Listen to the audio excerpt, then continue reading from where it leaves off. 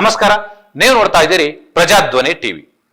Justice with Jambur ವಿಶೇಷ ಮಾಲಿಕೆಯಲ್ಲಿ ಇವತ್ತಿನ ಚರ್ಚೆಯ ವಿಷಯ ಧರ್ಮಸ್ಥಳ ಸಂಘದಲ್ಲಿ ದೌಲತ್ತು ದರ್ಬಾರು. ನಾನು ನಿಮ್ಮ ರಮೇಶ್ ಹಿರೇಜಂಬೂರು. ಧರ್ಮಸ್ಥಳದ ಸಂಘದಲ್ಲಿ ಹೆಚ್ಚುತ್ತಿದೆ ಅಧರ್ಮದ ಕಾರ್ಯ. ಬಡ್ಡಿ ಚಕ್ರಬಡ್ಡಿ ವಸೂಲಿ ಮಾಡಿ ಅಮಾಯಕರಿಗೆ ಹಿಂಸೆ. ಹಳ್ಳಿಯ ಹೆಂಗಸರೇ ಈ ಫೀಲ್ಡ್ ಅಧಿಕಾರಿಗಳ ಟಾರ್ಗೆಟ್. RBI ನಿಯಮ ಗಾಳಿಗೆ ತೂರಿ ಹಣದ ವ್ಯವಹಾರ. ಪಾಸ್ಬುಕ್ ಬಿಲ್ಲು ಕೇಳಿದ್ರೆ ಮನೆಗೆ ನುಗ್ಗಿ ಬೆದರಿಕೆ. ಇವರ ಕಾಟಕ್ಕೆ ಸಾವಿರಾರು ಜನ ಹಳ್ಳಿಗಳನ್ನೇ ಬಿಟ್ಟು ಹೋಗ್ತಿದ್ದಾರೆ. ಕರ್ನಾಟಕದಲ್ಲಿ ಬಹುತೇಕ ಹಳ್ಳಿಗಳಲ್ಲಿ ಇವತ್ತು ಧರ್ಮಸ್ಥಳದ ಸಂಘದ ಚಟುವಟಿಕೆಗಳು ನಡೀತಿದ್ದಾವೆ. ಇವೆಲ್ಲವೂ ಕೂಡ ಲೀಗಲ್ ಆಗಿ ನಡೀತಿದ್ದಾವ ಅಂತ ಹೇಳಿ ಚೆಕ್ ಮಾಡ್ತಾ ಹೋದ್ರೆ ಎಲ್ಲವೂ ಕೂಡ ಅಯೋಮಯ ಅನ್ನುವಂತ ಮಾಹಿತಿ ನಿಮಗೆ ಸಿಗುತ್ತೆ.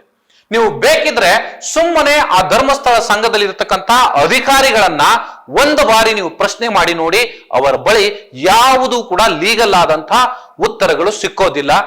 ಸಿಗೋದು ಒಂದೇನೆ, ಎಲ್ಲವೂ ಕೂಡ ನಮ್ಮ ಲೆಕ್ಕದ ಪುಸ್ತಕದಲ್ಲಿದ್ದಾವೆ ಅನ್ನುವಂತ ಮಾಹಿತಿಯನ್ನ ಕೊಡ್ತಾರೆ. ಇಲ್ಲಿ ನಮಗೆ ಸಿಕ್ಕಿರ್ತಕ್ಕಂಥ ಬಹುತೇಕ ಅವರ ಚಟುವಟಿಕೆಗಳ ವಿಡಿಯೋ ತುಣುಕುಗಳನ್ನ ಜೊತೆಗೆ ಮಾಹಿತಿಗಳನ್ನ ಕಲೆ ಹಾಕಿ ನಾವು ಇವರ ಜಾಲವನ್ನ ಬಯಲು ಮಾಡಬೇಕು ಅಂತ ಹೇಳಿ ಇವತ್ತು ಪ್ರಜಾಧ್ವನಿ ಈ ಜಸ್ಟಿಸ್ ವಿತ್ ಜಂಬೂರು ಕಾರ್ಯಕ್ರಮ ಮಾಲಿಕೆಯಲ್ಲಿ ಇವತ್ತು ಈ ವಿಚಾರವನ್ನು ಚರ್ಚೆಗೆ ಕೈಗೆತ್ತಿಕೊಂಡಿರುವಂಥದ್ದು. ನೀವು ಹಳ್ಳಿಯ ಜನರನ್ನ ವಿಚಾರಿಸ್ತಾ ಹೋದಷ್ಟು ಇವರ ಏನು ಹಣದ ವ್ಯವಹಾರದ ದೊಡ್ಡ ಜಾಲವೇ ಬಯಲಾಗ್ತಾ ಹೋಗುತ್ತೆ. ಒಂದ್ ಕಡೆನಲ್ಲಿ ಇತ್ತೀಚೆಗೆ ಕೆಲವು ತಿಂಗಳ ಹಿಂದೆ ಗಿರೀಶ್ ಮಟ್ಟಣ್ಣವರು ಬಿಜೆಪಿಯಲ್ಲಿ ಇದ್ದುಕೊಂಡು ಅನಂತರ ಬಿಜೆಪಿಯಿಂದ ಹೊರಗಡೆ ಬಂದು ಇಲ್ಲಿ ಈ ಧರ್ಮಸ್ಥಳ ಸಂಘದಲ್ಲಿ ನಡೆಯುವಂತಹ ಒಂದು ಅಕ್ರಮ ಚಟುವಟಿಕೆಗಳ ಅಂದ್ರೆ ಬ್ಯಾಂಕ್ ವ್ಯವಹಾರಗಳ ಎಲ್ಲವೂ ಕೂಡ ಇಲ್ಲಿಗಲ್ ಆಗಿ ನಡೀತಿದ್ದಾವೆ ಅನ್ನುವಂಥ ಮಾಹಿತಿಗಳನ್ನ ಪದೇ ಪದೇ ಸಾಮಾಜಿಕ ಜಾಲತಾಣಗಳಲ್ಲಿ ಹೇಳ್ತಾನೆ ಬರ್ತಾ ಇದ್ರು. ಆದ್ರೆ ಅದು ಅಷ್ಟು ಜನರಿಗೆ ಕನ್ವಿನ್ಸ್ ಆಗಿರಲಿಲ್ಲ. ಆದ್ರೆ ಎಲ್ಲರೂ ಕೂಡ ಅದನ್ನ ಪ್ರಶ್ನೆ ಮಾಡ್ತಾ ಹೋಗ್ತಿದ್ದಾರೆ ಆದ್ರೆ ಈಗ ಈ ಪ್ರಶ್ನೆ ಮಾಡ್ಲಿಕ್ಕೆ ಶುರುವಾದ ನಂತರ ಒಂದೊಂದೇ ಎಲ್ಲವೂ ಕೂಡ ಹಗರಣಗಳು ಬಯಲಿಗೆ ಬರ್ತಾ ಇದ್ದಾವೆ. ಇದನ್ನ ಧರ್ಮಸ್ಥಳದ ಧರ್ಮಾಧಿಕಾರಿಗಳನ್ನ ಕೇಳಿದ್ರೆ ನಾವು ಬ್ಯಾಂಕ್ನಿಂದ ಸಾಲವನ್ನು ಕೊಡಿಸ್ತೀವಿ, ಆದರೆ ನಾವು ಇಲ್ಲಿ ಕೇವಲ ಮೀಡಿಯೇಟರ್ಗಳ ಅಷ್ಟೇ ಅನ್ನುವಂತ ಮಾತುಗಳನ್ನ ಹೇಳ್ತಾರೆ. ಆದರೆ ಈ ಮೀಡಿಯೇಟರ್ಗಳ ಅಷ್ಟೇ ಅಂತ ಅವರು ಹೇಳ್ತಾ ಇದ್ರೆ ಇಲ್ಲಿ ಅಲ್ಲಿಗೆ ಈ ವ್ಯವಹಾರಗಳು ನಿಲ್ಲೋದಿಲ್ಲ. ಆದ್ರೆ ಇಲ್ಲಿ ಒಂದು ಅಂಶವನ್ನ ಗಮನಿಸಬೇಕು. ಪ್ರತಿ ಹಳ್ಳಿಗಳಲ್ಲಿ ಈ ಧರ್ಮಸ್ಥಳ ಸಂಘದ ಅಧಿಕಾರಿಗಳಿರ್ತಾರೆ. ಅಧಿಕಾರಿಗಳು ಅಂದ್ರೆ ಅವರೇನು ಯಾವುದೇ ವಿದ್ಯಾಭ್ಯಾಸಗಳನ್ನ ಮಾಡಿಕೊಂಡು ಯಾವುದೋ ಕಾಂಪಿಟೇಟಿವ್ ಎಕ್ಸಾಮ್ ಅನ್ನ ಪಾಸ್ ಮಾಡ್ಕೊಂಡು ಬಂದಂತವರಲ್ಲ. ಇವರಿಗೆ ಯಾರು ಬೇಕೋ ಅವರನ್ನ ಅದೇ ಹಳ್ಳಿಗಳಲ್ಲಿ ಇರುವಂತವರು ಅಥವಾ ಇನ್ಯಾರನ್ನೋ ನೇಮಿಸ್ತಾರೆ. ಅವರ ಮೇಲ್ಗಡೆ ಈ ಕರಾವಳಿ ಭಾಗದಲ್ಲಿ ಇರ್ತಕ್ಕಂಥ ಅಥವಾ ಆ ಸುತ್ತಮುತ್ತಲು ಇರುವಂತಹ ಯಾವ್ದಾದ್ರೂ ಒಬ್ಬ ವ್ಯಕ್ತಿಯನ್ನ ಸೂಕ್ತವಾದಂಥವನ ಈಕೆ ಸೂಕ್ತವಾದಂಥವಳ ಅನ್ನೋದನ್ನ ಪರಿಶೀಲನೆಯನ್ನು ಮಾಡಿ ಸೊ ಅಲ್ಲಿ ಅವರನ್ನ ಇನ್ಚಾರ್ಜ್ ಆಗಿ ನೇಮಕವನ್ನ ಮಾಡ್ತಾರೆ. ನೀವು ಬೇಕಾದ್ರೆ ಚೆಕ್ ಮಾಡಿ ನೋಡಿ. ಈಗಾಗಲೇ ಸಾಕಷ್ಟು ಕಡೆಗಳಿಂದ ಈ ವಿಚಾರಗಳು ಒಂದೊಂದಾಗಿ ಹೊರಗಡೆ ಬರ್ತಾ ಇದ್ದಾವೆ. ನಿನ್ನೆ ಮೊನ್ನೆ ಈ ಒಂದು ವಾರದ ಈಚೆಗೆ ಬೈಲಹೊಂಗಲದಲ್ಲೂ ಕೂಡ ಈ ತರದ ಒಂದು ಘಟನೆ ನಡೆದಿದೆ. ಚಾಮರಾಜನಗರದಲ್ಲಿ ನಡೆದಿದೆ. ಬೇರೆ ಬೇರೆ ಹಳ್ಳಿಗಳಲ್ಲಿ ಈ ತರದ ಚಟುವಟಿಕೆಗಳು ನಡೀತಿದ್ದಾವೆ. ಆದರೆ ಇವೆಲ್ಲವೂ ಕೂಡ ಇಲ್ಲಿಗಲ್ ಅನ್ನೋದಕ್ಕೆ ಅಲ್ಲಿಯ ಜನ ಪ್ರಶ್ನೆ ಮಾಡುವಂಥದ್ದನ್ನ ನೀವು ಕೇಳಬೇಕು. ಆದ್ರೆ ಆ ಪ್ರಶ್ನೆ ಮಾಡುವಂತಹ ಜನರಿಗೆ ಯಾವುದೇ ಉತ್ತರ ಸಿಕ್ಕೋದಿಲ್ಲ. ರಾತ್ರೋರಾತ್ರಿ ಅವರ ಮನೆಗಳಿಗೆ ಹೋಗ್ತಾರೆ, ದಬ್ಬಾಳಿಕೆಯನ್ನ ಮಾಡ್ತಾರೆ, ಆನಂತರ ಹಣ ವಸೂಲಿ ಮಾಡುವಂತಹ ತಂತ್ರಗಾರಿಕೆಗಳನ್ನ ಮಾಡ್ಲಿಕ್ಕೆ ಹೋಗ್ತಾರೆ. ಹಾಗಾದ್ರೆ ಇವೆಲ್ಲವೂ ಕೂಡ ಇಲ್ಲಿಗಲ್ಲ ಅಂತ ನೋಡೋದಾದ್ರೆ ಅವೆಲ್ಲವೂ ಕೂಡ ಇಲ್ಲಿಗಲ್ಲೇ ಅಂತ ಜನಸಾಮಾನ್ಯರಿಗೆ ಗೊತ್ತಾಗುತ್ತೆ. ಆದ್ರೆ ಇವರು ಬೇರೆ ಬೇರೆ ಬ್ಯಾಂಕ್ಗಳಲ್ಲಿ ಲೀಗಲ್ ಆಗಿ ವ್ಯವಹಾರಗಳನ್ನ ಮಾಡಿಕೊಂಡು ಅದು ಹಳ್ಳಿಯ ಜನರ ಹೆಸರಿನಲ್ಲಿ ಮಾಡ್ತಾರೆ. ಆದ್ರೆ ಯಾವುದೇ ದಾಖಲೆಗಳನ್ನ ಅಥವಾ ಲಿಖಿತ ದಾಖಲೆಗಳನ್ನ ಜನಸಾಮಾನ್ಯರಿಗೆ ಕೊಡೋದಿಲ್ಲ. ಸಂಘದ ಹೆಸರಿನಲ್ಲಿ ನಾವು ಮಾಡಿದ್ದೀವಿ ಅಂತ ಹೇಳಿ ಮೇಲ್ನೋಟದ ಹೇಳಿಕೆಗಳನ್ನ ಕೊಡ್ತಾರೆ. ಆದರೆ ಎಲ್ಲೂ ಕೂಡ ಯಾವುದೇ ಕಾಗದ ಪತ್ರಗಳನ್ನಾಗ್ಲಿ ಅಥವಾ ದಾಖಲೆಗಳನ್ನಾಗ್ಲಿ ಜನಸಾಮಾನ್ಯರಿಗೆ ಇವರು ಕೊಡೋದಿಲ್ಲ. ಸೊ ಈ ತರದ ಚಟುವಟಿಕೆಗಳನ್ನ ಮಾಡ್ಕೊಂಡು ಹೋಗ್ತಾ ಇದ್ದಾರೆ. ಬೈಲಹೊಂಗಲದಲ್ಲಿ ಒಂದು ವಿಚಾರವನ್ನ ನಾನು ನಿಮ್ಮ ಮುಂದೆ ತೆರೆದಿಡ್ತೀನಿ. ಸೊ ಇತ್ತೀಚೆಗೆ ನಡೆದಂತದ್ದು ಒಂದು ವಿಡಿಯೋ ತುಣುಕಿದೆ, ಅದನ್ನ ನೋಡ್ಕೊಂಡು ಬನ್ನಿ. 9 ವರ್ಷದಿಂದ ಮೆಂಬರ್ ಆಗಿ ನಾವು ಸೇವೆಯನ್ನು ಮಾಡ್ತಾ ಇದೀವಿ. ಅದರ ಕಮಿಟ್ಮೆಂಟ್ ಗಳನ್ನ ನಾವು ತಗೊಂಡಿದೀವಿ. ನಮಗೆ ಬೇಕು ಅಂತ ನಾನು ತಗೊಂಡಿದ್ದೀನಿ. ನೀವು ಅವತ್ತು ಸಾಲ ತಗೊಳ್ಳುವಾಗ ಏನ್ ಹೇಳಿದಿರಿ? ನಾನು ಹೊರಗಡೆಯಿಂದ ಬಡ್ಡಿ ತಗೊಂಡು ಬಂದಿದ್ದೀನಿ ಮೇಡಮ್, ಬಡ್ಡಿ ಅದು ಜಾಸ್ತಿ ಆಗಿದೆ ಮೇಡಮ್, ನನಗೆ ಇಲ್ಲಿ ಲೋನ್ ಬೇಕು ಮೇಡಮ್. ಅಲ್ಲಲ್ಲ, ಹೊರಗಡೆ ಜಾಸ್ತಿ ಆಗಿದೆ ಮೇಡಮ್ ಬಡ್ಡಿ, ನನಗೆ ಇಲ್ಲಿ ವಾರ ಕಟ್ಟಿದ್ ಗೊತ್ತಾಗುದಿಲ್ಲ ಮೇಡಮ್. ಹೇಳ್ತೀನಿ ನಾನು, ಈಗ ಮನೆ ಕೂತ್ಕೊಳ್ಳಿ, ಹೇಗೆ ಜಾಸ್ತಿ ಆಗುತ್ತೆ ಅಂತ ಹೇಳ್ತೀನಿ ನಾನು. ಹೇಳಿ ಈಗ ಕೂತ್ ನಾನು ಹೇಳ್ತೀನಿ. ಈಗ ನೀವು ಲೋನ್ ತಗೊಂಡಿದ್ದಾರಲ್ಲ, ಲೋನ್ ತಗೊಂಡಲ್ಲಿಂದ ಎಷ್ಟು ಬಡ್ಡಿ ಬಿದ್ದಿದೆ ಅಂತ ನಾನು ಹೇಳ್ತೀನಿ. ಈಗ ಲೋನ್ ತಗೊಂಡಲ್ಲಿಂದ ಬಡ್ಡಿ ಹೇಳ್ತೀನಿ. ಅದು ಸ್ಟೇಟ್ಮೆಂಟ್ ಕೊಟ್ಬಿಡ್ರಿ, ನೀವ್ ಹೇಳೋದು ಬೇಕಾಗಿಲ್ಲ ನಮ್ಗೆ. ಎಲ್ಲಿ ಪಾಸ್ಬುಕ್ ತೆಗಿ ಮಾತಾಡ್ಬೇಕಲ್ಲ, ನೀನೇನು ಮಾತಾಡೋದ್ರಿ ಮತ್ತೆ ಕೂಡಿಸಿ ಮಾತಾಡ್ಬೇಕಲ್ಲ ಅಂದ್ರೆ ಏನ್ ಹೇಳ್ಬೇಕು ನಿಮ್ಮನ್ನ? ಬಾಯಿ ಮಾತಿಲ್ಲ, ತಂದ್ ಕೊಟ್ರೆ ಆಗೋಯ್ತು. ಮಾತಾಡ್ಬೇಕಲ್ಲ, ಅದ್ರ ಬಗ್ಗೆ ಹೇಳ್ಬೇಕಂದ್ರೆ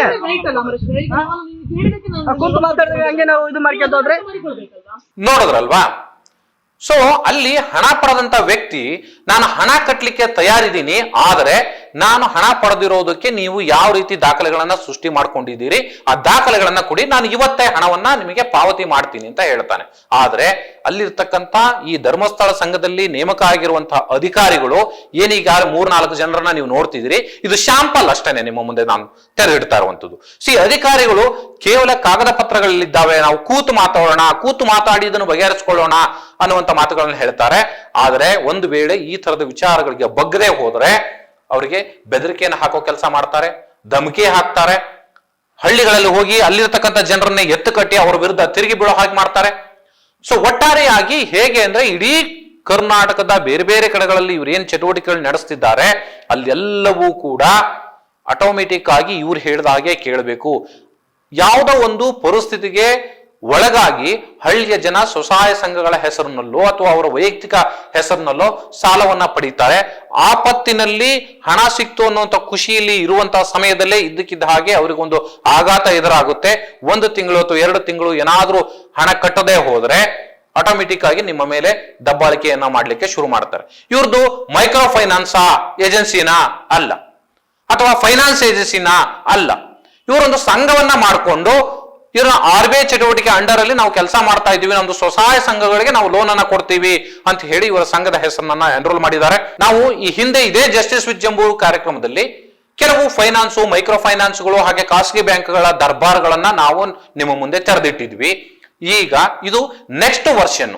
ಸೊ ಇದು ಮೈಕ್ರೋ ಫೈನಾನ್ಸು ಅಲ್ಲ ಅಥವಾ ಫೈನಾನ್ಸು ಅಲ್ಲ, ಮೈಕ್ರೋ ಫೈನಾನ್ಸ್ ಮತ್ತು ಫೈನಾನ್ಸ್ಗಳು ನಡೆಯುವಂತಹ ಚಟುವಟಿಕೆಗಳ ರೀತಿಯಲ್ಲೇ ಇವರು ತಮ್ಮ ಚಟುವಟಿಕೆಗಳನ್ನ ನಡೆಸ್ತಾ ಇರುವಂತದ್ದು.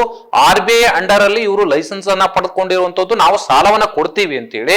ಆದರೆ ಹೊರಗಡೆ ಇವರು ಹಳ್ಳಿಗಳಲ್ಲಿ ಮಾಡ್ತಾ ಇರುವಂತದ್ದು ಪಕ್ಕಾ ಪ್ರತಿಯೊಂದು ಕೂಡ ಇಲ್ಲಿಗಲ್ ಆಗಿ ಅಕ್ರಮವಾಗಿ ನಡೆಸ್ತಾ ಇರುವಂತ ಚಟುವಟಿಕೆಗಳು.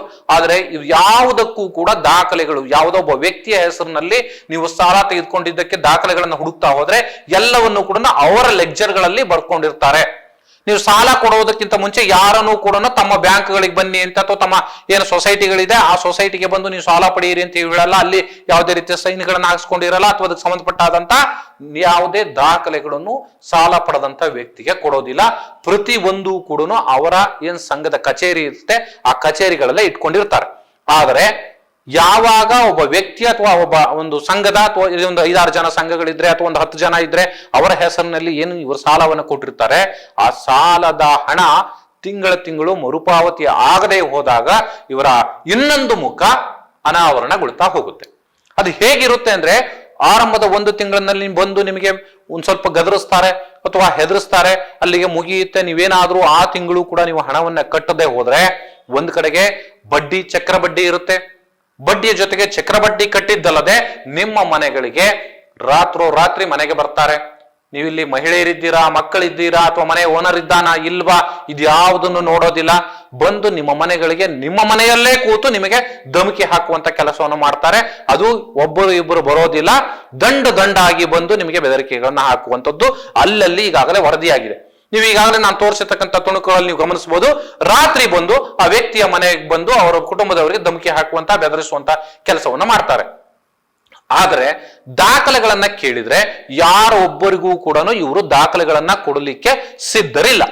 ಯಾಕೆ ದಾಖಲೆಗಳನ್ನ ಕೊಡ್ಲಿಕ್ಕೆ ಸಿದ್ಧರಿಲ್ಲ ಅಂದ್ರೆ, ಈ ವಿಚಾರವನ್ನ ಈಗಾಗಲೇ ಗಿರೀಶ್ ಮಟ್ಟಣ್ಣವರು ಹಲವು ಬಾರಿ ಹೇಳಿದ್ದಾರೆ. ಇವೆಲ್ಲವೂ ಕೂಡ ನಡೆಸುವಂಥದ್ದು ಯಾವುದೇ ಒಂದು RBI ಗೈಡ್ಲೈನ್ಸ್ ನಲ್ಲಿ ಈ ಚಟುವಟಿಕೆಗಳನ್ನ ನಡೆಸ್ತಾ ಇಲ್ಲ.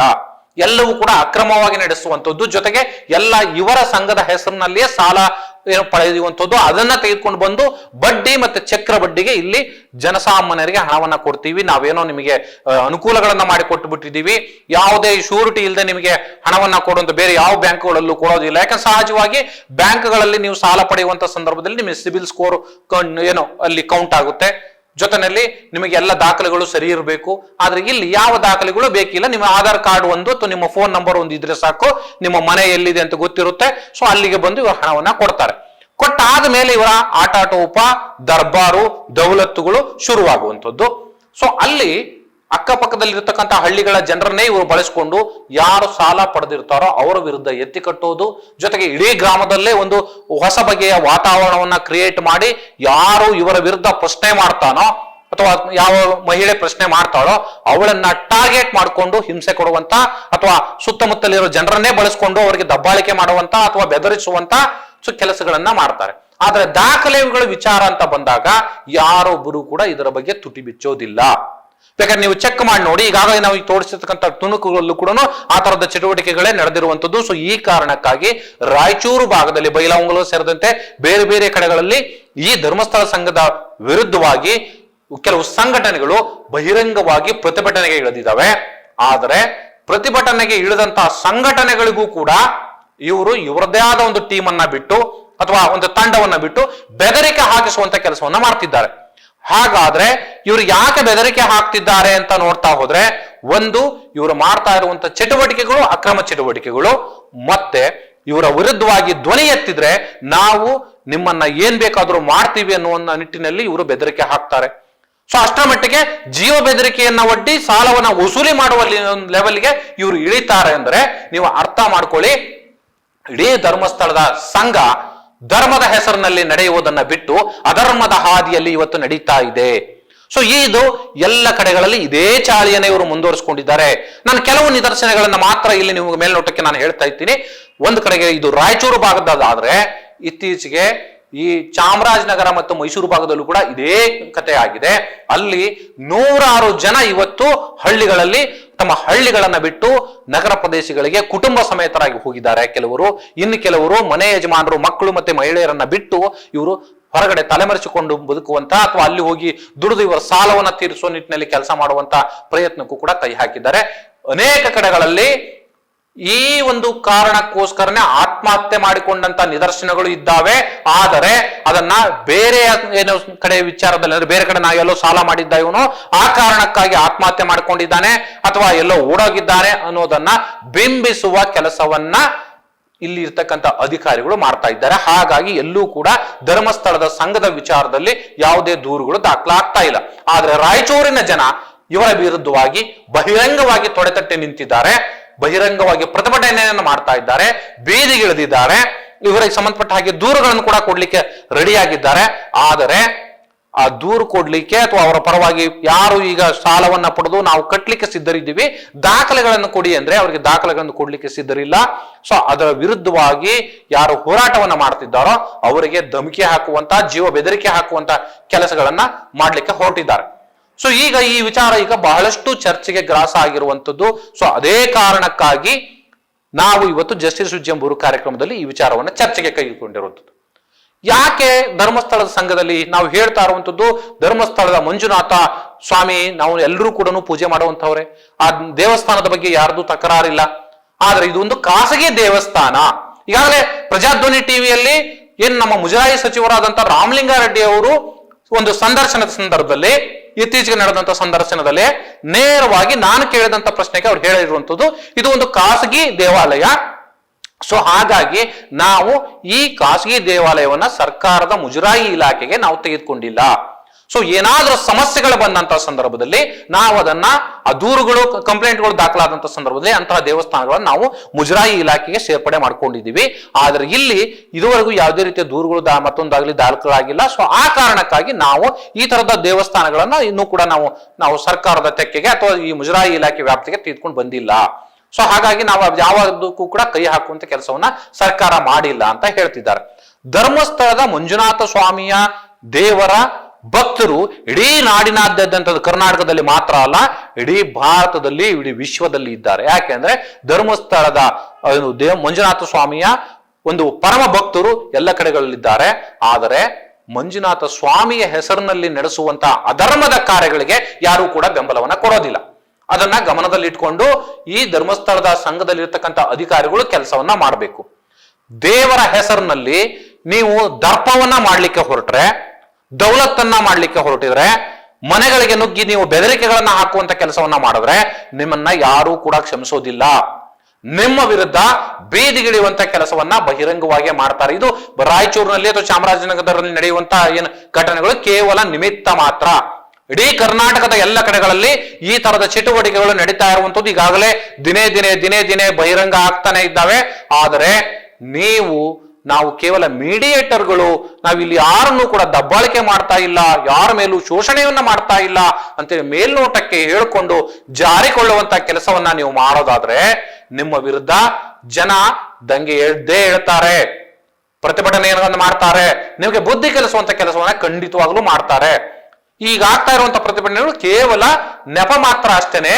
ಆದರೆ ದಿನೇ ನೀವು ಈ ರೀತಿಯ ದಬ್ಬಾಳಿಕೆಗಳನ್ನು ಮಾಡ್ತಾ ಹೋದ್ರೆ ಜನರಿಗೆ ಇಲ್ಲಿಗಲ್ ಆಗಿ ಹಣಗಳ ಕೇವಲ ಯಾವುದೋ ಕಷ್ಟದ ಸಂದರ್ಭದಲ್ಲಿ ನೀವು ಒಂದು ಹಣ ಕೊಟ್ರಿ ಅನ್ನೋ ಕಾರಣಕ್ಕೆ ಅವರ ಮನೆಗಳಿಗೆ ಹೋಗಿ ದಬ್ಬಾಳಿಕೆಗಳನ್ನ ಮಾಡುವಂಥದ್ದು, ಅಥವಾ ಹಣ ಕೊಟ್ಟಿದ್ದೀವಿ ಸಹಾಯಕ್ಕೆ ಅಥವಾ ಆಪತ್ತಿನ ಸಂದರ್ಭದಲ್ಲಿ ನೀವು ಹಣ ಕೊಟ್ಟು ಬಿಟ್ಟಿದ್ದೀವಿ ಅನ್ನೋ ಕಾರಣವನ್ನೇ ನೆಪವಾಗಿಟ್ಟುಕೊಂಡು ಅವರ ಮೇಲೆ ನೀವು ಸವಾರಿ ಮಾಡ್ಲಿಕ್ಕೆ ಹೊರಟ್ರೆ ಜನ ಅದನ್ನ ಸಹಿಸಿಕೊಂಡು ಕೂರುವಂತ ವ್ಯವಸ್ಥೆ ಇವತ್ತಿನ ಪರಿಸ್ಥಿತಿಯಲ್ಲಿ ಇಲ್ಲ.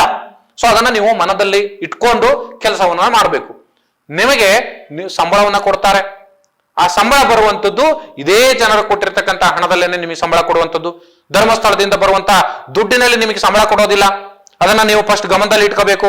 ಒಂದು ವೇಳೆ ನೀವು ಜನಸಾಮಾನ್ಯರನ್ನ ಬದಿಗೊತ್ತಿ ಅಥವಾ ಅವರ ಆಶಯಗಳನ್ನ ಧಿಕ್ಕರಿಸಿ ಈ ರೀತಿ ಇಲ್ಲಿಗಲ್ ಆಗಿ ನೀವು ಚಟುವಟಿಕೆಗಳನ್ನ ಮಾಡ್ಲಿಕ್ಕೆ ಹೊರಡ್ತೀರಿ, ಜನಸಾಮಾನ್ಯರಿಗೆ ಬೆದರಿಕೆ ಹಾಕುವಂತ ಕೆಲಸಗಳನ್ನ ಮಾಡ್ತೀರಿ, ಅವರ ಮನೆಗಳಿಗೆ ನುಗ್ಗಿ ಗಲಾಟೆಗಳನ್ನ ಮಾಡ್ತೀರಿ ಅನ್ನೋದಾದ್ರೆ ನಿಮ್ಮನ್ನ ಹಳ್ಳಿಯ ಜನ ಯಾಕೆ ಸಹಿಸಿಕೊಳ್ಬೇಕು? ನೀವು ಈ ಧರ್ಮಸ್ಥಳದ ಸಂಘದಲ್ಲಿ ಇರ್ತಕ್ಕಂಥವ್ರು ಕೇವಲ ಹಳ್ಳಿಯ ಜನರನ್ನೇ ಟಾರ್ಗೆಟ್ ಮಾಡ್ಕೊಂಡಿದ್ದೀರಿ, ಹಳ್ಳಿಯ ಹೆಂಗಸರನ್ನೇ ಟಾರ್ಗೆಟ್ ಮಾಡ್ಕೊಂಡಿದ್ದೀರಿ. ಯಾಕೆ ನಿಮಗೆ ಈ ಹಳ್ಳಿಯ ಜನ ಬೇಗ ಬಲೆಗೆ ಬೀಳ್ತಾ ಇದ್ದಾರೆ ದುಡ್ಡಿನ ವಿಚಾರದಲ್ಲಿ ಅಂದ್ರೆ ನಿಮ್ಮ ಈ ಒಂದು ವ್ಯಾಪ್ತಿಯ ಬಲೆ ಏನಿದೆ, ಹಣಕಾಸಿನ ಬಲೆಗೆ, ಅಲ್ಲಿ ಅನೇಕ ಜನ ಕೂಲಿ ಹಾಲಿ ಮಾಡಿ ನಿಮ್ಮದಲ್ಲಿ ಉಳಿತಾಯ ಖಾತೆಗಳನ್ನ ಮಾಡ್ಕೊಂಡಿದ್ದಾರೆ. ಆ ಉಳಿತಾಯ ಖಾತೆಗಳನ್ನು ನೀವು ನಿಮ್ಮ ಡೈರಿಗಳಲ್ಲಿ ಬರೆದುಕೊಳ್ತೀರ ಹೊರತುನು ಅವರಿಗೆ ಯಾವುದೇ ರೀತಿಯ ಪಾಸ್ಬುಕ್ ಗಳನ್ನ ಕೊಡೋದಿಲ್ಲ, ಅಥವಾ ಯಾವುದೇ ರೀತಿಯ ದಾಖಲೆಗಳನ್ನ ನಿಮ್ಮ ಸಂಘದ ಹೆಸರಿನಲ್ಲಿ ದಾಖಲೆಗಳನ್ನ ಕೊಡೋದಿಲ್ಲ. ಕೇವಲ ಚೀಟಿ ವ್ಯವಹಾರಗಳನ್ನ ಮಾಡ್ಲಿಕ್ಕೆ ಹೊರಟಿದ್ದೀರಿ ನೀವು. ಸೊ ಈ ಚೀಟಿ ವ್ಯವಹಾರ ಸಂಪೂರ್ಣವಾಗಿ ಅಕ್ರಮವಾದದ್ದು ಅನ್ನುವಂಥದ್ದು ಜನರಿಗೆ ಇವತ್ತು ಅರ್ಥ ಆಗ್ತಾ ಹೋಗ್ತಾ ಇದೆ. ಇವತ್ತು ಜನ ದಡ್ರಲ್ಲ, ಹಳ್ಳಿಯ ಜನರಲ್ಲೂ ಕೂಡ ಈ ವಿಚಾರದಲ್ಲಿ ಇವತ್ತು ಜಾಗೃತಿ ಶುರುವಾಗಿದೆ. ನೀವು ಮಾಡುವಂತ ಅಕ್ರಮ ಚಟುವಟಿಕೆಗಳು ಏನಿದ್ದಾವೆ, ಹಣದ ವಿಚಾರದಲ್ಲಿ ಮಾಡುವಂತ ಚಟುವಟಿಕೆಗಳು, ಇದನ್ನ ಜನ ಸೂಕ್ಷ್ಮವಾಗಿ ಗಮನಿಸ್ತಿದ್ದಾರೆ.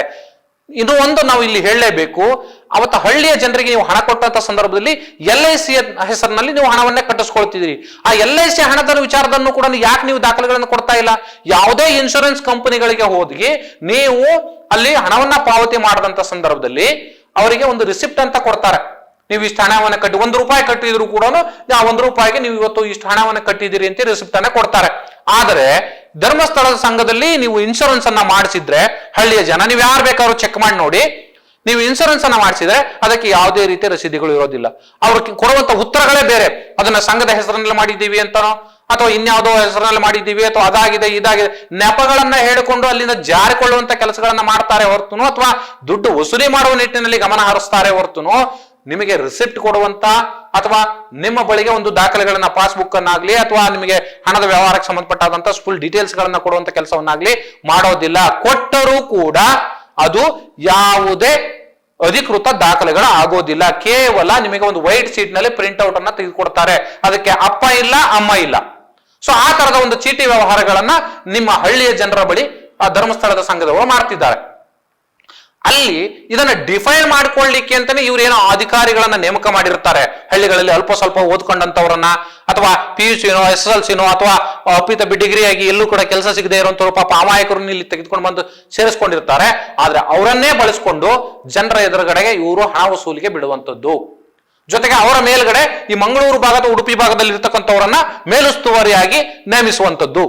ಸೊ ಇದು ಒಂದು ರೀತಿಯ ವ್ಯವಹಾರಿಕ ಜಾಲವನ್ನ ಕ್ರಿಯೇಟ್ ಮಾಡಿ ಸೃಷ್ಟಿ ಮಾಡಿ ಜನರನ್ನ ಅಥವಾ ಹಳ್ಳಿಯ ಹೆಂಗಸರನ್ನ, ಅಮಾಯಕ ಹೆಂಗಸರನ್ನ, ಅವರ ಅಮಾಯಕತ್ವವನ್ನ ಈ ಬಲೆಗೆ ಬೀಳಿಸಿ ಸೊ ಅವರನ್ನ ಹಿಂಸಿಸುವ ಕೆಲಸವನ್ನ ಇವತ್ತು ಧರ್ಮಸ್ಥಳದ ಸಂಘದ ಕೆಲವು ಅಧಿಕಾರಿಗಳು ಮಾಡ್ತಿದ್ದಾರೆ. ಸೊ ಇದನ್ನ ಧರ್ಮಸ್ಥಳದ ಧರ್ಮಾಧಿಕಾರಿಗಳಾದಂತಹ ವೀರೇಂದ್ರ ಹೆಗ್ಗಡೆಯವರು ರಾಜ್ಯಸಭಾ ಸದಸ್ಯರಾಗಿದ್ದೀರಿ. ನೀವು ಈಗಾಗಲೇ ಹಲವಾರು ಬಾರಿ ನೀವು ಹೇಳಿದ್ದೀರಿ ನಮ್ಮ ಸಂಘದಲ್ಲಿ ಯಾವುದೇ ರೀತಿಯ ಅಕ್ರಮ ಚಟುವಟಿಕೆಗಳು ಇಲ್ಲ ಅನ್ನುವಂಥದ್ದನ್ನ ಬಹಿರಂಗವಾಗಿ ನೀವು ಹೇಳ್ಕೊಂಡಿದ್ದೀರಿ. ಆದರೆ ನೀವು ನಿಮ್ಮ ಅಧಿಕಾರಿಗಳನ್ನ ಒಮ್ಮೆ ವಿಚಾರಿಸಲೇಬೇಕು. ಸೊ ಇವರು ಮಾಡ್ತಕ್ಕಂತ ಏನು ಚಟುವಟಿಕೆಗಳು ಅಕ್ರಮವಾಗಿದ್ದಾವ ಅಥವಾ ನೀವು ಹೇಳಿದ ರೀತಿಯಲ್ಲಿ ಇವರು ಮಾಡ್ತಾ ಇಲ್ವಾ ಅಥವಾ ನಿಮ್ಮದೇ ಬೇರೆ ರೀತಿಯ ಇವನ್ ಚಟುವಟಿಕೆಗಳಿಗೆ ಇವರು ಸಾಥ್ ಕೊಡ್ತಾ ಇಲ್ವಾ ಅದ್ಯಾವುದು ನಮಗೆ ಗೊತ್ತಿಲ್ಲ. ಆದರೆ ನಿಮ್ಮ ಸಂಘದಲ್ಲಿ ಧರ್ಮಸ್ಥಳದ ಧರ್ಮಾಧಿಕಾರಿಗಳ ಹೆಸರಿನಲ್ಲಿ ಇರುವಂತ ಈ ಧರ್ಮಸ್ಥಳ ಸಂಘದಲ್ಲಿ ಎಲ್ಲವೂ ಇವತ್ತು ಅಕ್ರಮ ಚಟುವಟಿಕೆಗಳು, ಹಣಕಾಸು ವ್ಯವಹಾರಗಳು, ಅಕ್ರಮ ಹಣಕಾಸು ಚಟುವಟಿಕೆಗಳು ಇವತ್ತು ನಡೀತಾ ಇದ್ದಾವೆ. ಅದಕ್ಕೆ ನೀವು ಕಡಿವಾಣವನ್ನ ಹಾಕ್ಲೇಬೇಕು. ನೀವು ನಿಮ್ಮ ವರ್ಚಸ್ಸನ್ನ ಇಲ್ಲಿ ಕಳೆದುಕೊಳ್ಳಬೇಕಾಗುತ್ತೆ. ಅದನ್ನ ತುಂಬಾ ನೀವು ಗಮನದಲ್ಲಿ ಇಟ್ಕೊಂಡು ಬಹಳ ಸೂಕ್ಷ್ಮವಾಗಿ ಈ ವಿಚಾರವನ್ನ ನೀವು ಬಗೆಹರಿಸಿಕೊಳ್ಳದೆ ಹೋದ್ರೆ ನೀವು ದಿನೇ ದಿನೇ ದೇವಸ್ಥಾನದ ಗೌರವ ಹೆಚ್ಚಿದೆ ನಿಮ್ಮಿಂದಾಗಿ. ಆದರೆ ಆ ದೇವಸ್ಥಾನದ ಗೌರವ ಸೊ ಇಲ್ಲಿ ಮಾಡುವಂತಹ ಚಟುವಟಿಕೆಗಳಿಂದ ಹಾಳಾಗುವಂತ ಎಲ್ಲ ಸಾಧ್ಯತೆಗಳು, ಅವಕಾಶಗಳು ಇಲ್ಲಿ ಕ್ರಿಯೇಟ್ ಆಗ್ತಾ ಇದ್ದಾವೆ. ಸೊ ಹಾಗಾಗಿ ನಾವು ಈ ಕಾರ್ಯಕ್ರಮದಲ್ಲಿ ಜನರಲ್ಲಿ ಒಂದು ಜಾಗೃತಿಯನ್ನ ಮೂಡಿಸಬೇಕು. ಮತ್ತೆ ವೀರೇಂದ್ರ ಹೆಗ್ಗಡೆ ಅವರು ಈ ವಿಚಾರದ ಬಗ್ಗೆ ಗಮನ ಹರಿಸಲೇಬೇಕು. ಇದರಲ್ಲಿ ನಿಮ್ಮ ತಪ್ಪಿದೆಯೋ ಅಥವಾ ಇಲ್ವೋ ನಾವು ಅದನ್ನ ಹೇಳಲಿಕ್ಕೆ ಗೊತ್ತಿಲ್ಲ, ಯಾಕಂದ್ರೆ ನಮಗೆ ಅದಕ್ಕೆ ಅಧಿಕೃತವಾಗಿ ಇನ್ನು ಯಾವುದೇ ರೀತಿಯ ಮಾಹಿತಿಗಳು ಸಿಕ್ಕಿಲ್ಲ. ಆದರೆ ನಿಮ್ಮ ಸಂಘದಲ್ಲಿ ನಡೀತಾ ಇರುವಂತಹ ಈ ಹಣಕಾಸು ವ್ಯವಹಾರಗಳು ಸಂಪೂರ್ಣವಾಗಿ ಅಕ್ರಮದಿಂದ ಕೂಡಿದವೆ ಅನ್ನುವಂಥದ್ದಕ್ಕೆ ಸಾಕಷ್ಟು ಸಾಕ್ಷಿಗಳು ಇವತ್ತು ಕಣ್ಣು ಮುಂದೆ ಇದ್ದಾವೆ, ಜನರ ಮುಂದೆನೆ ಇದ್ದಾವೆ. ಜನರ ಬಹಿರಂಗವಾಗಿ ಇದರ ಬಗ್ಗೆ ಮಾತಾಡುವಂತ ವಾತಾವರಣ ಇವತ್ತು ನಿರ್ಮಾಣ ಆಗಿದೆ. ಸಂಘದ ವಿರುದ್ಧವಾಗಿ ಇವತ್ತು ಬೀದಿಗಿಳಿದು ಜನ ಹೋರಾಟ ಮಾಡುವಂತ ವಾತಾವರಣವನ್ನ ನಿಮ್ಮ ಸಂಘವೇ, ಧರ್ಮಸ್ಥಳದ ಸಂಘವೇ ಇವತ್ತು ಏನು ವಿವಿಧೋದ್ದೇಶ ಸಹಕಾರ ಸಂಘಗಳು ಇದಾವೋ ನಿಮ್ಮವೋ ಆ ಸಂಘಗಳ ವಿರುದ್ಧವಾಗಿ ಇವತ್ತು ಜನ ಬೀದಿಗಿಳಿದು ಹೋರಾಟ ಮಾಡುವಂತ ಪರಿಸ್ಥಿತಿಯನ್ನ ನೀವೇ ತಂದ್ಕೊಂಡಿದ್ದೀರಿ. ಸೊ ಹಾಗಾಗಿ ಇವುಗಳನ್ನ ಬಗೆಹರಿಸುವ ಕೆಲಸವನ್ನ ನೀವು ಮುಂದೆ ನಿಂತು ಮಾಡಲೇಬೇಕು. ಇದನ್ನು ಮಾಡದೆ ಹೋದ್ರೆ ನೀವು ರಾಜ್ಯಸಭಾ ಸದಸ್ಯರು ಅನ್ನೋದನ್ನು ನೋಡೋದಿಲ್ಲ, ಜೊತೆಗೆ ಮಂಜುನಾಥ ಸ್ವಾಮಿಯ ಏನು ಈ ಧರ್ಮಸ್ಥಳದ ನೀವು ಧರ್ಮಾಧಿಕಾರಿ ಅನ್ನೋದನ್ನು ಕೂಡ ಜನ ನೋಡೋದಿಲ್ಲ. ಯಾಕೆಂದ್ರೆ ಅವರಿಗೆ ದೌರ್ಜನ್ಯ ಆಗಿರೋದನ್ನ ಮಾತ್ರ ಜನ ಪರಿಗಣಿಸ್ತಾರೆ ಹೊರತು ನಿಮ್ಮ ಸ್ಥಾನಮಾನಗಳನ್ನ ಅಥವಾ ನಿಮಗಿರುವ ಗೌರವಗಳನ್ನ ಜನಸಾಮಾನ್ಯರು ಗಮನಿಸೋದಿಲ್ಲ. ಹಳ್ಳಿಯ ಜನರು ಎಷ್ಟು ಮುಗ್ಧರೋ ಅಷ್ಟೇ ಅವರಿಗೆ ದೌರ್ಜನ್ಯಗಳು ನಡೆದಂತ ಸಂದರ್ಭದಲ್ಲಿ, ಅವರ ಮೇಲೆ ದಬ್ಬಾಳಿಕೆಗಳು ನಡೆದಂತ ಸಂದರ್ಭದಲ್ಲಿ ಆ ರೈತರು, ಕೂಲಿ ಕಾರ್ಮಿಕರು ಸಿಡಿದು ಬೀಳುವುದು ಕೂಡ ಅಷ್ಟೇ ಸತ್ಯ. ಈಗಾಗಲೇ ರಾಯಚೂರು, ಚಾಮರಾಜನಗರ ಸೇರಿದಂತೆ ಬೇರೆ ಬೇರೆ ಜಿಲ್ಲೆಗಳಲ್ಲಿ ನೇರವಾಗಿ ಧರ್ಮಸ್ಥಳದ ಸಂಘದ ವಿರುದ್ಧವಾಗಿ ಪ್ರತಿಭಟನೆಗಳನ್ನ ಮಾಡ್ತಿದ್ದಾರೆ, ಆಕ್ರೋಶಗಳನ್ನ ಹೊರ ಹಾಕ್ತಿದ್ದಾರೆ ಬಹಿರಂಗವಾಗಿ. ಆದರೆ ಇದು ಅತಿರೇಕಕ್ಕೆ ಹೋಗದ ರೀತಿಯಲ್ಲಿ ಕಾಪಾಡಿಕೊಳ್ಳುವಂತಹ ಸಂಘದ ಮರ್ಯಾದೆಯನ್ನ ಉಳಿಸಿಕೊಳ್ಳುವಂತಹ ಜೊತೆಗೆ ಧರ್ಮಸ್ಥಳದ ವಿಚಾರದಲ್ಲಿ ಅನುಮಾನಗಳನ್ನು ಹುಟ್ಟು ಹಾಕುವುದಕ್ಕೆ ಕಾರಣ ಆಗದೇ ಇರೋ ರೀತಿಯಲ್ಲಿ ನೀವು ಇದನ್ನ ಕಾಪಾಡಬೇಕಾಗಿದೆ. ಸೊ ಹಾಗಾಗಿ ಇಲ್ಲಿ ಬರುವಂತಹ ಹಣ ಇದು ಬಡ್ಡಿ ಇರ್ಬೋದು, ಚಕ್ರ ಬಡ್ಡಿ ಇರ್ಬೋದು, ಎಲ್ಲಿಗೆ ಹೋಗ್ತಾ ಇದೆ ಈ ಹಣ? ಸೊ ಇದು ಒಂದು ಪ್ರಶ್ನೆ ಉದ್ಭವ ಆಗುತ್ತೆ. ಇದುವರೆಗೂ ಕೂಡ ಧರ್ಮಸ್ಥಳದ ವಿಚಾರದಲ್ಲಿ ಯಾರು ಕೂಡ ಪ್ರಶ್ನೆ ಮಾಡ್ತಾ ಇಲ್ಲ. ಸೊ ಪ್ರಶ್ನೆ ಮಾಡ್ಲಿಕ್ಕೆ ಶುರುವಾದಂತ ಸಂದರ್ಭದಲ್ಲಿ ಅವರ ಮೇಲೆ ದಬ್ಬಾಳಿಕೆಗಳು, ದೌರ್ಜನ್ಯಗಳು ನಡೆದಿರುವಂತದ್ದು ಇದೇ ಮೊದಲಲ್ಲ. ಆದ್ರೆ ಅದು ಬೇರೆ ವಿಚಾರ. ಆದ್ರೆ ಸ್ವಸಹಾಯ ಸಂಘಗಳ ವಿಚಾರವಂತ ಬಂದಾಗ ಈಗಾಗಲೇ ಬಹಳ ದೊಡ್ಡದಾದಂತ ಆಕ್ರೋಶ, ಅಸಮಾಧಾನ, ಸಿಟ್ಟು ಜನಸಾಮಾನ್ಯರಿಂದ ಹೊರಗೆ ಬೀಳ್ತಾ ಇದೆ. ಸೊ ಅದನ್ನ ನೀವು ಕಂಟ್ರೋಲ್ ಮಾಡಬೇಕು ಅನ್ನೋದಾದ್ರೆ ಜನಸಾಮಾನ್ಯರನ್ನ ಕಂಟ್ರೋಲ್ ಮಾಡೋದಲ್ಲ, ನಿಮ್ಮ ಸಂಘದಲ್ಲಿ ಇರ್ತಕ್ಕಂಥ ಅಧಿಕಾರಿಗಳನ್ನ ಅಥವಾ ಅವರು ನಡೆಸ್ತಾ ಇರುವಂತಹ ಈ ಅಕ್ರಮ ಹಣಕಾಸು ಚಟುವಟಿಕೆಗಳನ್ನ ನೀವು ಕಡಿವಾಣವನ್ನ ಹಾಕದೆ ಹೋದ್ರೆ ಆ ಚಟುವಟಿಕೆಗಳಿಗೆ ಇದು ಬೇರೆದೇ ರೀತಿಯ ಸ್ವರೂಪಕ್ಕೆ ಹೋಗುವಂತ ಎಲ್ಲ ಅವಕಾಶಗಳಿದ್ದಾವೆ. ಹಾಗಾಗಿ ಮೊದಲು ಈ ತರದ ಒಂದು ಅಕ್ರಮ ಹಣಕಾಸು ಚಟುವಟಿಕೆಗಳಿಗೆ ಅವಕಾಶವನ್ನು ನೀಡದೆ ಅಥವಾ ಫೈನಾನ್ಸ್ಗಳು, ಮೈಕ್ರೋ ಫೈನಾನ್ಸ್ಗಳು ನಡೆದುಕೊಳ್ಳುವಂತಹ ರೀತಿಯನ್ನೇ ನೀವು ಕೂಡ ಮಾಡ್ತಾ ಇದ್ದೀರಿ. ಸೊ ಇದನ್ನ ನೀವು ನಿಯಂತ್ರಣಕ್ಕೆ ತರದೇ ಹೋದ್ರೆ ಜನ ನಿಮ್ಮ ವಿರುದ್ಧವೂ ಕೂಡ ತಿರುಗಿ ಬೀಳುವಂತ, ದಂಗೆ ಹೇಳುವಂತ ಎಲ್ಲ ಅವಕಾಶಗಳು ಇಲ್ಲಿದ್ದಾವೆ ಈಗ. ಸೊ ಅದಕ್ಕೆ ಸಂಪೂರ್ಣವಾದಂತ ಒಂದು ಅಸಮಾಧಾನ, ಸಿಟ್ಟು, ಬಡವನ ಸಿಟ್ಟು ದವಡೆಗೆ ಮೂಲ ಅನ್ನುವಂಥದ್ದನ್ನು ನೀವು ಕೇಳಿದ್ದೀರಿ. ಆದರೆ ಬಡವನ ಸಿಟ್ಟು ನಿಮಗೂ ಒಂದು ದಿವಸ ಮೂಲ ಆಗಬಹುದು. ಆ ಎಚ್ಚರಿಕೆಯನ್ನ ಇಟ್ಕೊಂಡು ನೀವು ಈ ಸಂಘದಲ್ಲಿ ನಡೆಯುವಂತಹ ಈ ಅಕ್ರಮ ಹಣಕಾಸು ವ್ಯವಹಾರಗಳನ್ನ ಸರಿಪಡಿಸ್ಕೊಳ್ಬೇಕು. ಸರಿಪಡಿಸ್ಕೊಳ್ಳದೆ ಹೋದ್ರೆ ಅದರ ಪರಿಸ್ಥಿತಿಯನ್ನ ನೀವೇ ಎದುರಿಸಬೇಕಾಗುತ್ತೆ. ಮಾಡಬೇಕಾಗುತ್ತೆ. ಜನ ಈಗಾಗಲೇ ಬೀದಿಗಿಳಿದಾಗಿದೆ. ಅಲ್ಲಲ್ಲಿ ನಿಮ್ಮ ವಿರುದ್ಧ ಮಾತಾಡ್ಕೊಳ್ಳುವಂಥದ್ದು ವಾತಾವರಣವನ್ನ ನಿಮ್ಮ ಸಂಘದ ಅಧಿಕಾರಿಗಳು ಪದಾಧಿಕಾರಿಗಳೇ ಮಾಡ್ತಾ ಇದ್ದಾರೆ. ಸೊ ಹಾಗಾಗಿ ಜನರಲ್ಲಿ ಈ ಅವೇರ್ನೆಸ್ ಈಗಾಗಲೇ ಶುರುವಾಗಿದೆ. ಯಾರು ಕೂಡ ಇವತ್ತು ಹಳ್ಳಿಗಳಲ್ಲಿ ಜನರು ದಡ್ಡರಾಗಿ ಉಳಿದಿಲ್ಲ. ಅವತ್ತಿನ ಪರಿಸ್ಥಿತಿಗೆ ನಿಮ್ಮ ಬಳಿ ಹಣವನ್ನ ತೆಗೆದುಕೊಂಡಿರ್ತಾರೆ, ಆದ್ರೆ ಹಣ ಕೊಡ್ಲಿಕ್ಕೆ ಅವ್ರು ಯಾರು ಕೂಡ ನಾವು ಹಣ ಕೊಡ್ಲಿಕ್ಕೆ ಸಿದ್ಧರಿಲ್ಲ ಅನ್ನುವ ಮಾತುಗಳನ್ನು ಯಾರು ಕೂಡ ಹೇಳ್ತಾ ಇಲ್ಲ.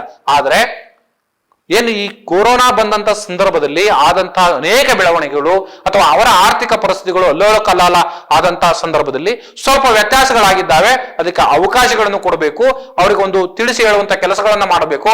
ಅದನ್ನು ಮಾಡದೇನೆ ಏಕಾಏಕಿ ಅವರ ಮನೆಗಳಿಗೆ ಹೋಗೋದು, ದಬ್ಬಾಳಿಕೆಗಳನ್ನ ಮಾಡೋದು, ಬೆದರಿಕೆ ಹಾಕೋದು, ಅವರಿಗೆ ಯಾರೋ ಸಪೋರ್ಟಿವ್ ಆಗಿ ಮಾತಾಡಿದರೆ ಅವರಿಗೆ ಬೆದರಿಕೆ ಹಾಕೋದು, ಹೆದರಿಸೋದು, ಇವ್ಯಾವುದು ಕೂಡ ಹೆಚ್ಚು ದಿನ ನಡೆಯೋದಿಲ್ಲ. ಸೊ ಧರ್ಮಸ್ಥಳದ ಈ ಸಂಘದಲ್ಲಿ ಇರತಕ್ಕಂತ ಅಧಿಕಾರಿಗಳು ಬಹಳ ಸೂಕ್ಷ್ಮವಾಗಿ ಕೆಲಸವನ್ನ ಮಾಡಬೇಕು. ಮಾಡದೆ ಹೋದ್ರೆ ಜನ ನಿಮಗೆ ಸರಿಯಾದಂತ ಪಾಠವನ್ನ ಕಲಿಸುವಂತ ಸಮಯ ಹತ್ರ ಬರ್ತಾ ಇದೆ. ಪದೇ ಪದೇ ಈ ವಿಚಾರದಲ್ಲಿ ನೀವು ಎಡುತ್ತಾ ಇದ್ದೀರಿ. ಮತ್ತೆ ನೀವು ಎಡುತ್ತಾನೆ ಹೋದ್ರೆ ಜನ ನಿಮ್ಮನ್ನ ಕೆಳಗೆ ಬೀಳಿಸುವಂತ ಎಲ್ಲ ಅವಕಾಶಗಳು ಕೂಡ ಇಲ್ಲಿ ನೀವೇ ತಂದ್ಕೊಳ್ತಾ ಇದ್ದೀರಿ, ಬೇರೆ ಯಾರು ತಂದ್ಕೊಳ್ಳುವಂತ ಅವಶ್ಯಕತೆ ಇಲ್ಲ. ಸೊ ಹಾಗಾಗಿ ಮೊದಲು ಜನರ ಮನಸ್ಸಿನ ಮನೋಭಾವನೆಗಳೇ ಅರ್ಥ ಮಾಡಿಕೊಂಡು ಅವರಿಗೆ ಪೂರಕವಾದಂತ ವಾತಾವರಣವನ್ನ ನೀವೇ ಕ್ರಿಯೇಟ್ ಮಾಡಿ ನಿಮ್ಮ ಚಟುವಟಿಕೆಗಳನ್ನ ನಡೆಸಬೇಕು. ಆದರೆ ಬಡ್ಡಿ ಕಲೆಕ್ಟ್ ಮಾಡುವಂಥದ್ದು, ಚಕ್ರ ಬಡ್ಡಿ ಕಲೆಕ್ಟ್ ಮಾಡುವಂಥದ್ದು, ಬೆದರಿಕೆ ಹಾಕಿ ಅವರನ್ನ ನೀವು ಏನೋ ಒಂಥರ ತಮ್ಮ ಕೆಲಸದ ಆಳುಗಳು ಅಥವಾ ಸ್ಲೇವರ್ಸ್ ರೀತಿಯಲ್ಲಿ ನೀವು ವರ್ತಿಸುವಂಥದ್ದು ಇದೆಯಲ್ಲ, ಇದು ಸರಿಯಾದಂಥದ್ದು ಅಲ್ಲ. ಸೊ ಇದನ್ನ ನೀವು ನಿಯಂತ್ರಣಕ್ಕೆ ತರಲೇಬೇಕು. ಜೊತೆಗೆ ನಿಮಗೆ ನೀವು ಒಂದು ಕಡಿವಾಣವನ್ನ ಹಾಕಿಕೊಂಡು ಕೆಲಸ ಮಾಡದೆ ಹೋದ್ರೆ, ಅಥವಾ ಈಗಾಗಲೇ ಚಾಮರಾಜನಗರ ಕಡೆಗಳಲ್ಲಿ ಕೆಲವು ಏನು ನಿಮ್ಮ ಸಂಘದ ಸಂಸ್ಥೆಗಳನ್ನ ಬಾಗಿಲು ಮುಚ್ಚಿಕೊಂಡು ನೀವು ಹೋಗಿದ್ದೀರಿ ಅನ್ನೋ ಮಾಹಿತಿಗಳು ಕೂಡ ನಮಗೆ ಈಗಾಗಲೇ ಪ್ರಜಾಧ್ವನಿಗೆ ಸಿಕ್ಕಿದ್ದಾವೆ. ಸೊ ಆ ರೀತಿ ಮಾಡಿದ್ರೆ ಬಹಳ ಒಳ್ಳೆಯದು, ಜನ ನಿಮ್ಮನ್ನ ಸೇಫ್ ಆಗಿ ಕೈ ಬಿಡ್ತಾರೆ. ಇಲ್ಲದೆ ಹೋದ್ರೆ ಬೀದಿಗಿಳಿಯುವಂತ ಎಲ್ಲ ಅವಕಾಶಗಳನ್ನ ನೀವೇ ತಂದ್ಕೊಂಡಿದ್ದೀರಿ. ಆದ್ರೆ ಅದರ ಮುಂದಿನ ಹಂತಕ್ಕೆ ಹೋಗುವಂತ ಅಥವಾ ಸರ್ಕಾರ ನಿಮ್ಮ ಈ ಕಾರ್ಯ ಚಟುವಟಿಕೆಗಳಲ್ಲಿ ಮಧ್ಯಪ್ರವೇಶ ಮಾಡಲಿಕ್ಕೆ ಬೇಕಾದಂತ ವ್ಯವಸ್ಥೆನ ನೀವು ಕ್ರಿಯೇಟ್ ಮಾಡ್ಕೊಳ್ತಾ ಬರ್ತಾ ಇದ್ದೀರಿ. ಸೊ ಆ ದಿನಗಳು ಬಹಳ ಹೆಚ್ಚು ದಿನ ನಡೆಯೋದಿಲ್ಲ. ಸದ್ಯದಲ್ಲೇ ಸರ್ಕಾರ ನಿಮ್ಮ ಆರ್ಥಿಕ ಚಟುವಟಿಕೆಗಳ ಮೇಲೆ ಹದ್ದಿನ ಕಣ್ಣಿಟ್ಟಿದೆ ಅನ್ನೋಂಥದ್ದನ್ನು ಗಮನದಲ್ಲಿ ಇಟ್ಕೊಳ್ಳಿ. ನೀವು ಎಷ್ಟೇ ಪ್ರಭಾವಶಾಲಿಗಳು ಅಥವಾ ಧರ್ಮಸ್ಥಳದ ಧರ್ಮಾಧಿಕಾರಿಗಳಾದ ಮಾತ್ರಕ್ಕೆ ಈ ಸಂಘ ಸೇಫ್ ಅನ್ನುವಂತ ವಿಚಾರದಲ್ಲಿ ಯಾವುದೇ ರೀತಿಯ ಅನುಮಾನಗಳು ಬೇಡ. ಇಲ್ಲಿ ಸರ್ಕಾರ ಯಾರೇ ವ್ಯಕ್ತಿ ಆಗಿರಲಿ, ಅವನು ಎಷ್ಟೇ ಬಲಶಾಲಿ ಆಗಿರಲಿ, ಜನಸಾಮಾನ್ಯರು ಅದರ ವಿರುದ್ಧ ತಿರುಗಿ ಬಿದ್ದಂತ ಸಂದರ್ಭದಲ್ಲಿ ಸಹಜವಾಗಿ ಸರ್ಕಾರ ಮಧ್ಯಪ್ರವೇಶ ಮಾಡಬೇಕಾಗುತ್ತೆ. ಅಥವಾ RBI ಇರ್ಬೋದು, ಅಥವಾ ನಮ್ಮ ಸರ್ಕಾರದ ವ್ಯವಸ್ಥೆಗಳಿರ್ಬೋದು, ಇವು ಮಧ್ಯಪ್ರವೇಶ ಮಾಡೇ ಮಾಡ್ತವೆ. ಇದರಲ್ಲಿ ಹಸ್ತಕ್ಷೇಪ ಮಾಡದಂತ ಸಂದರ್ಭದಲ್ಲಿ ಅನಿವಾರ್ಯವಾಗಿ ನೀವೆಲ್ಲರೂ ಕೂಡ ಕೈಚೆಲ್ಲಿ ಕೂರ್ಬೇಕಾಗುತ್ತೆ. ಸೊ ಅದಕ್ಕಿಂತ ಮೊದಲೇ ನೀವೇ ಎಚ್ಚೆತ್ಕೊಂಡು ಜನಸಾಮಾನ್ಯರ ಪರವಾಗಿ ಕೆಲಸವನ್ನ ಮಾಡೋದಿದ್ರೆ ಮಾಡಿ, ಇಲ್ಲದೇ ಇದ್ರೆ ಅವರಿಗೆ ಕಿರುಕುಳ ಕೊಡುವುದನ್ನಾದ್ರೂ ನಿಲ್ಲಿಸಿದ್ರೆ ಬಹಳ ಒಳ್ಳೆಯದು. ನೀವು ಅಲ್ಲಿಗೆ ಸೇಫ್ ಆಗ್ತೀರಿ. ಇಲ್ಲದೆ ಹೋದ್ರೆ ಮುಂದಾಗುವ ಅನಾಹುತಗಳಿಗೆ ನೀವೇ ಕಾರಣರಾಗ್ತೀರಿ ಅಂತ ಹೇಳ್ತಾ ಈ ಕಾರ್ಯಕ್ರಮ ಮುಗಿಸೋಣ. ನಮಸ್ಕಾರ.